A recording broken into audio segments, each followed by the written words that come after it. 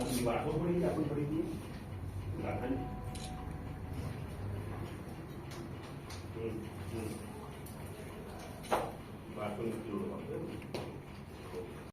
ચૂંટણી અને યુથ કોંગ્રેસની ભૂમિકા, યુથ કોંગ્રેસ યુથ માટેની શું વાત લઈને આવી છે લોકસભાની ચૂંટણી? યસ,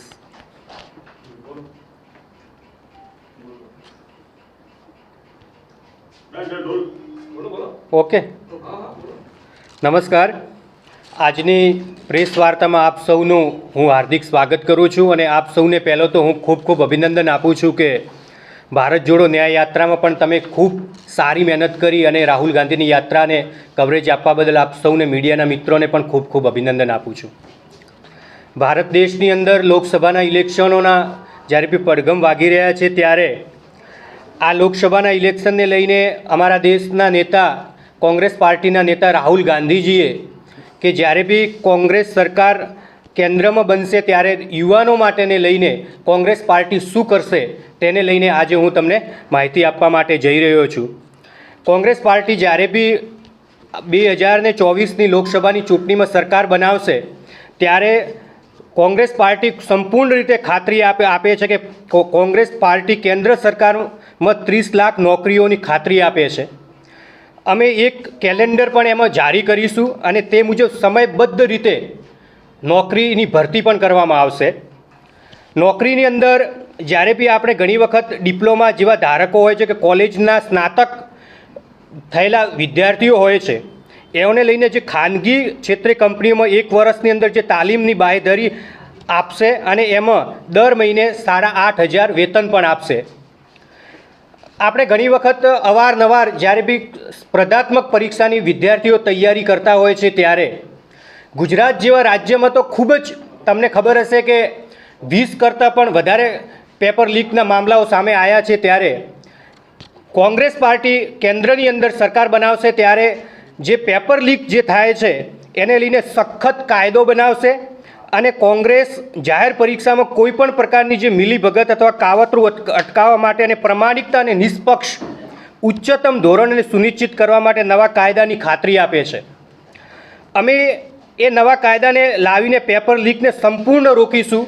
અને જે હાલમાં જે કરોડો યુવાનોને જે પેપર લીક થઈ રહ્યા છે તેને લઈને કરોડો યુવાનોના ભવિષ્યો બરબાદ થઈ રહ્યા છે, એમાં સંપૂર્ણ રીતે કોંગ્રેસ પાર્ટી કાયદો ઘડશે અને એને પેપર લીકના જે માફિયાઓ છે એઓને રોકવા માટેનું સતર્ક રીતે કાયદો ઘડશે. એનું જે આપણી દેશની અંદર એક ગીગ અર્થતંત્ર છે જે સામાજિક સુરક્ષા અને કોંગ્રેસ ગીગ અર્થતંત્રમાં દર વર્ષે રોજગાર શોધતા લાખો યુવાનો માટે વધુ સારી કામ કરવાની પરિસ્થિતિઓ અને સામાજિક સુરક્ષા સુનિશ્ચિત કરવાનો કાયદો લાવવાનું પણ વચન આપે છે. ખાસ કરીને યુવાનો માટે કે જે નવા યુવાનો છે, જે યુવાનો કંઈક પોતાના જીવનમાં કરવા માગે છે અને પોતે એક રોજગારીનો એક નવો આયામ પ્રાપ્ત કરવા માગે છે, તેના માટે પણ કોંગ્રેસ પાર્ટી યુવા રોશની કાર્યક્રમ પણ લાવશે અને એ કોંગ્રેસ તમામ જિલ્લામાં 5 વર્ષના સમયગાળામાં ફાળવણીની સુવિધા સાથે ₹5,000 કરોડનું ફંડ બનાવશે અને 40 વર્ષથી જે ઓછી વયના જે યુવાનો છે એઓના માટે વિવિધ ક્ષેત્રમાં તેમના વ્યવસાય માટે સ્ટાર્ટઅપ ભંડોળ લઈને યુવાનોને લાભ પણ આપશે. કોંગ્રેસ પાર્ટી છેલ્લા 10 વર્ષના અન્યાયના સમયગાળામાં ગંભીર જે બેરોજગારીના સંકટો આપણા ઉપર આવી રહ્યા છે એના ઉપર કોંગ્રેસ પાર્ટી ખૂબ જ મનોમંથન કરીને યુવાનો માટેની આ જે રોજગારીની તક પૂરી પાડવા માટેની આ કોંગ્રેસ પાર્ટીને જે 5 મહત્વપૂર્ણ જે મુદ્દા છે એને લઈને કોંગ્રેસ પાર્ટીએ અમારા દેશના નેતા રાહુલ ગાંધીએ પણ આ યુવાનોને વચન આપ્યું છે કે આવનારા સમયમાં જ્યારે બી કોંગ્રેસ પાર્ટી સરકાર બનાવવા માટે જઈ રહી છે ત્યારે કોંગ્રેસ પાર્ટી યુવાનો માટે એક નવી રીતે તકો ઊભી થાય એના માટે આ 5 જે મહત્વપૂર્ણ જે મુદ્દાઓ છે તેને અમલ કરવા માટે કોંગ્રેસ પાર્ટી વચનબદ્ધ છે. આપ સૌને બીજી અન્ય માહિતી માટે હું ગુજરાત પ્રદેશ યુથ કોંગ્રેસના અમારા મહામંત્રી ગૌરંગભાઈ મકવાણાને હું વિનંતી કરીશ કે થોડું એ પણ માહિતી આપશે. નમસ્કાર. આપ સૌ જાણો છો કે 2014માં જ્યારે મોદી સરકાર પહેલી વખત